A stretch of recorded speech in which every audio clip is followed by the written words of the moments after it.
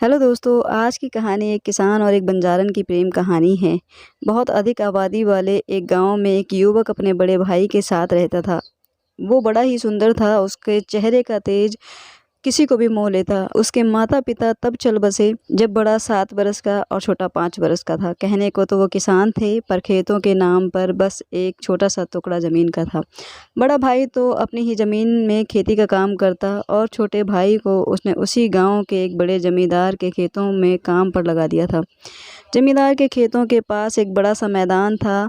वो पंचायती ज़मीन थी, वहाँ पर मेला लगता और त्योहारों के अवसर पर लोग वहाँ पर इकट्ठा होते।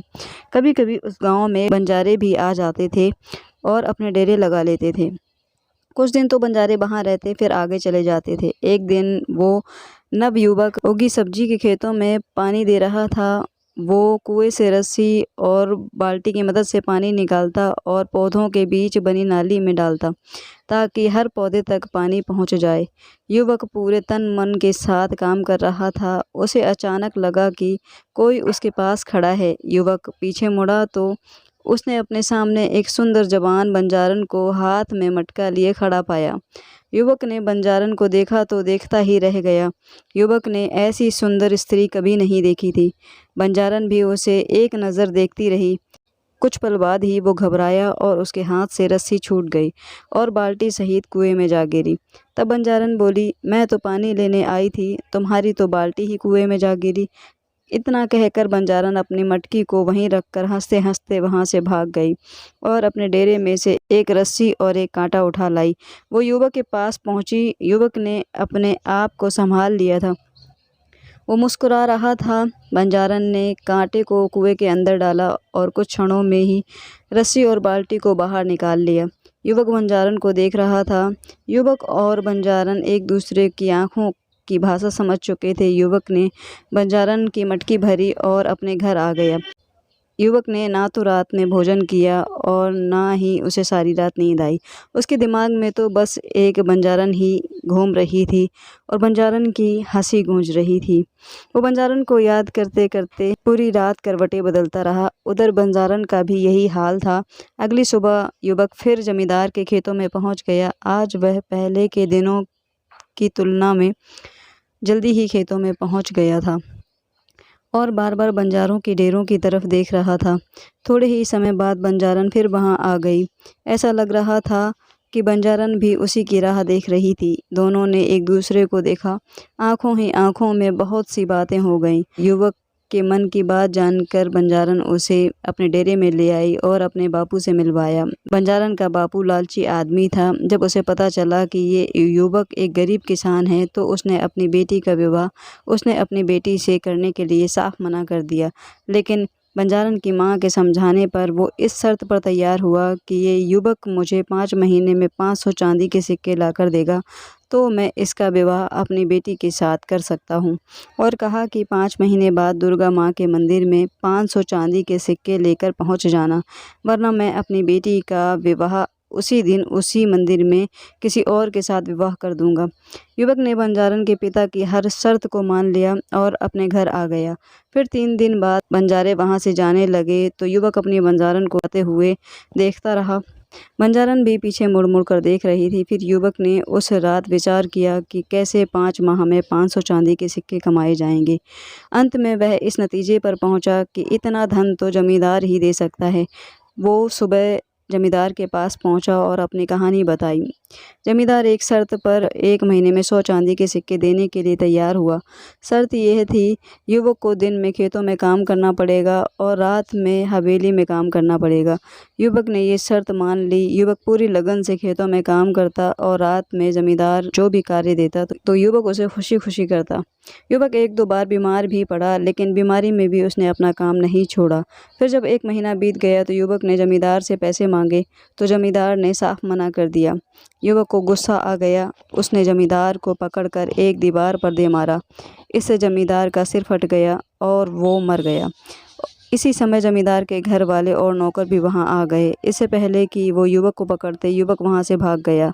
डर से युवक दूर निकल गया। भूखा प्यासा वो जंगल में भटकता रहा। बहुत दूर जाने के बाद उसे कुछ पालतू जानवर दिखाई दिए, तो वो वहाँ चला गया। वहाँ उसे कुछ लोग भी दिखाई दिए जो एक छोटा सा कबीला बनाकर रह रहे थे।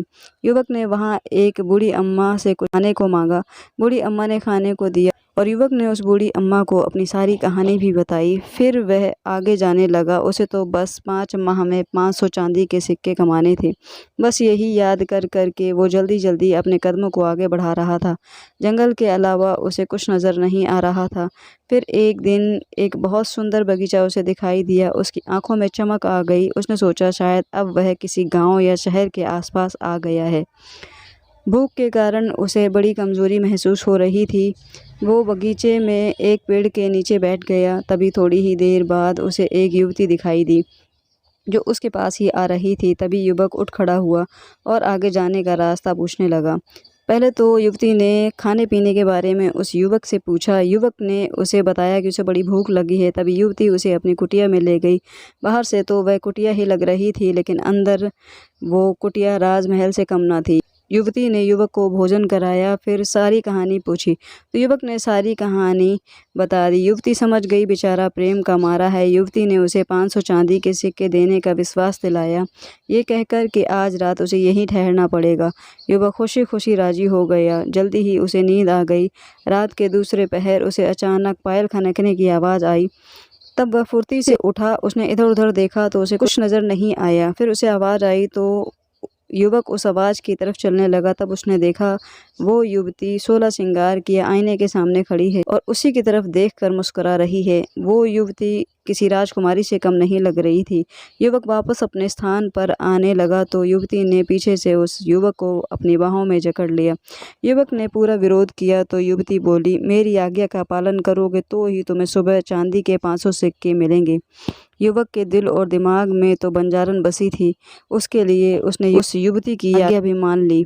जब सुबह हुई तो युवक ने युवती से 500 चांदी के सिक्के मांगे तो युवती ने कुछ दिन बाद में देने का बहाना बना दिया। इस प्रकार दिन बीतने लगे। युवती युवक को लालच देती रही और उसके साथ मनमानी करती रही। जब ऐसे ही 4 महीने बीत गए तो उस युवक को बंजारन के बापू की बात याद आई। अब युवक के सब्र का बांध टूट गया था। उसके बाद युवक ने युवती का पूरा विरोध किया तो युवती अपने असली रूप में आ गई। उसकी शक्ल एक डायन के जैसी लग रही थी। असल में वह एक जादूगरनी थी। उसने युवक को एक पल में ही कमल का फूल बना दिया और अपने बगीचे में लगा दिया। कुछ समय बीता। उधर बंजारन के बापू ने बंजारन के लिए दूसरे लड़के की तलाश शुरू कर दी। तभी बंजारन अपना भेष बदलकर रात में अपने डेरे को छोड़कर युवक के गांव भाग आई। उसने युवक के बारे में जानना चाहा तो उसे पता चला कि वो अपने जमींदार को भी अपने हक के लिए मारकर भाग गया है। तभी वो उसे ढूंढती ढूंढती जंगल में उसी कबीले में जा पहुंची जहां युवक ने भोजन किया था। बंजारन ने वहां पहुंचकर अपनी यथा बताई तो बूढ़ी अम्मा ने भी उसे युवक वाली सारी बात बता दी जो कुछ दिन पहले वहां भोजन करके गया था। तब तो बंजारन उसी रास्ते पर दौड़ पड़ी जिधर वो युवक निकला था। बंजारन भी अब उसी जादूगरनी से टकरा गई। जादूगरनी को बंजारन ने अपनी कहानी बताई। जादूगरनी सारी बात समझ गई कि ये उस युवक की बंजारन ही है जो कमल का फूल बनकर बगीचे की शोभा बढ़ा रहा है। जादूगरनी ने बंजारन को उसका प्यार दिलाने की बात कही तो बंजारन बड़ी खुश हुई। फिर जादूगरनी ने उसे ये कहा, यदि तुम अपने प्रेमी को मेरे साथ बांट लो तो मैं तुम्हारा प्यार लौटा सकती हूँ। बंजारन को इस बात पर बड़ा गुस्सा आया तो वो जादूगरनी की शर्त पर हरगिज तैयार नहीं हुई।